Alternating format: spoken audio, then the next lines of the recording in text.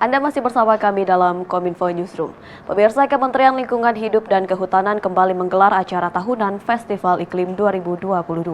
Direktur Jenderal Pengendalian Perubahan Iklim Laksmi Dewanti menyampaikan, festival ini dilakukan diseminasi informasi kepada publik mengenai kinerja pengendalian perubahan iklim bersama dengan stakeholders.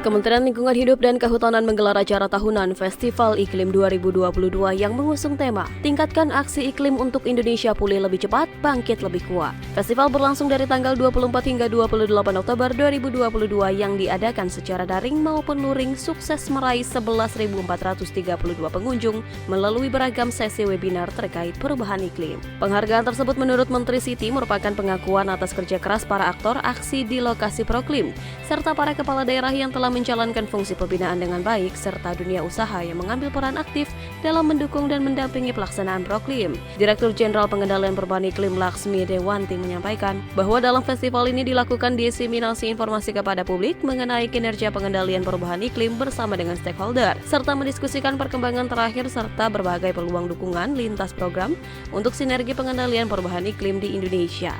Lebih lanjut, penyelenggaraan nilai ekonomi karbon dibahas secara mendalam.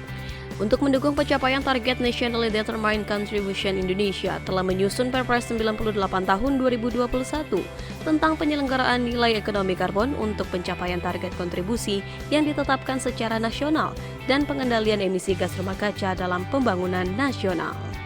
Menjadi ruang bagi masyarakat juga untuk peningkatan kehidupan bersama-sama.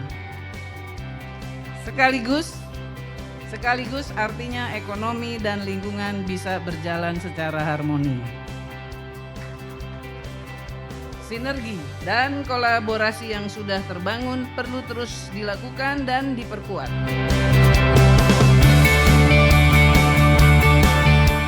Badan Nasional Penanggulangan Terorisme Republik Indonesia Komjen Pol Boy Rafli Amar menyerukan semua kalangan untuk melawan narasi intoleran di ruang publik.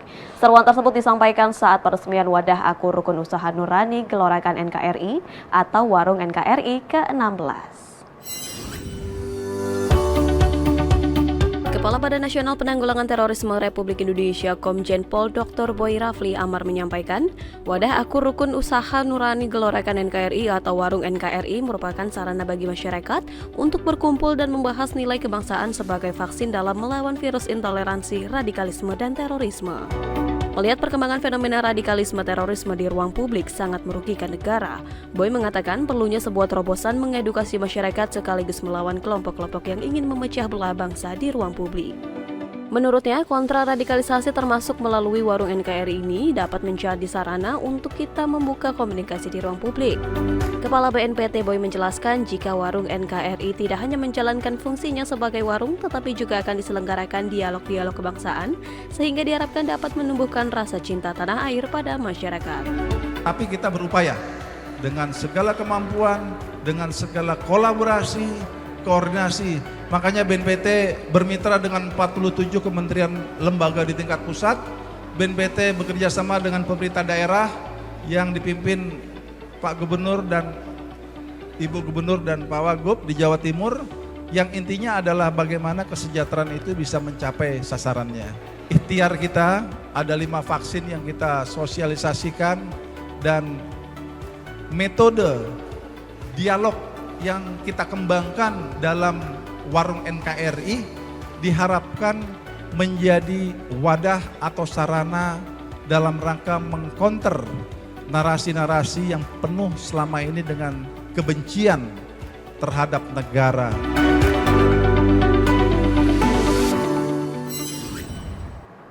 Pemerintah siap menerjunkan sekitar 400.000 petugas untuk melakukan pendataan registrasi sosial ekonomi 2022 di 514 kabupaten kota di Indonesia.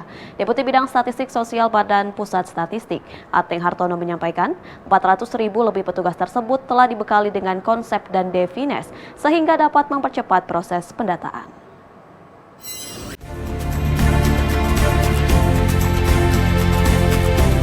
Dalam mewujudkan satu data untuk negeri, Deputi Bidang Statistik Sosial Ateng Hartono terjunkan lebih 400.000 petugas dalam melakukan pendataan registrasi sosial ekonomi guna mempercepat proses pendataan. Petugas yang diterjunkan lebih dari 400.000 tersebut sudah dibekali dengan pelatihan khusus dalam melakukan pendataan secara langsung atau door to door. Ateng Hartono juga menegaskan dalam proses pendataan Reksosek tidak hanya dilakukan pada masyarakat yang tinggal di keluarga biasa, namun juga dilakukan pendataan kepada masyarakat yang tidak memiliki tempat tinggal atau tunawisma, kaum difabel dan anak buah kapal asal Indonesia yang sudah 1 tahun meninggalkan keluarganya. Tak hanya itu, pendataan Reksosek juga berfokus pada pendataan demografi penduduk yakni seperti pekerjaan, pendidikan, karakteristik rumah, dan kepemilikan usaha.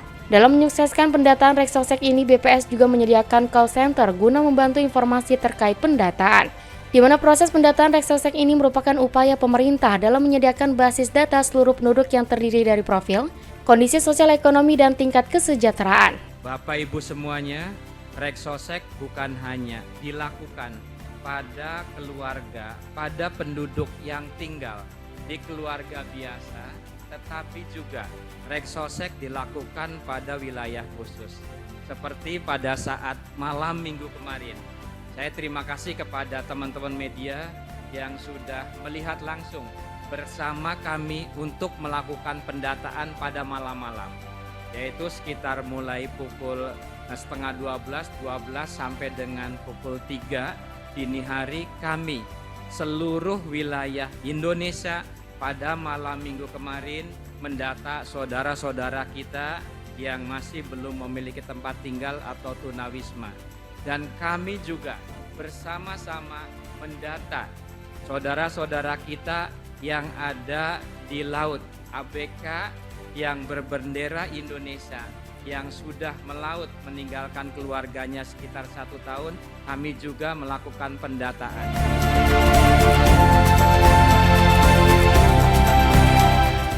Informasi lainnya pemirsa, Kementerian Kesehatan mulai mengimplementasikan Undang-Undang Perlindungan Data Pribadi dengan membentuk Pokja Keamanan Siber dan juga Pelindung Data Pribadi Kesehatan. Dengan Pokja ini nantinya akan terus dikoordinasikan oleh Kementerian Kominfo dan juga BSSN. Dengan disahkannya Undang-Undang Perlindungan Data Pribadi pada 5 September 2022, Kementerian Lembaga mulai mempersiapkan berbagai hal untuk mengimplementasikan Undang-Undang PDP tersebut. Salah satunya adalah Kementerian Kesehatan Republik Indonesia. Kementerian Kesehatan saat ini sedang melakukan persiapan membentuk Pokja Keamanan Siber dan Pelindung Data Pribadi Kesehatan. Hal tersebut disampaikan langsung Pusdatin Kemenkes Yudianto dalam webinar dengan tema Mengawal Kebijakan Keamanan Siber dan Pelindungan Data Pribadi Kesehatan. Pembentukan dan pengawasan Pokja nantinya akan melakukan koordinasi antara Kementerian Kominfo dan BSSN.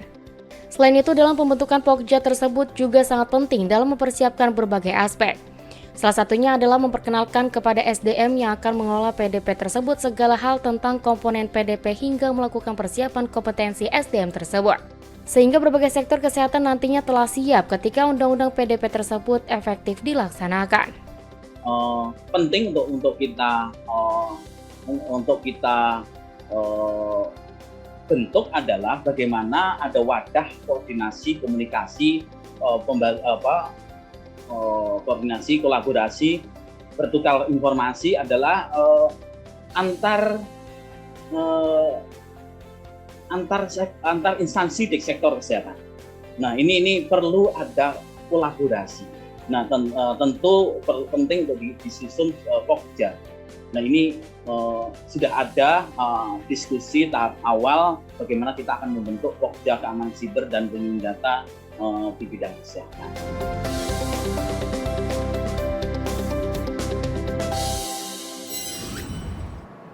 Pemirsa, usai jeda kami akan kembali dengan informasi World Tourism Day Pintu Pariwisata Berkelanjutan Indonesia bersama rekan saya Mona Azarenisa sesaat lagi.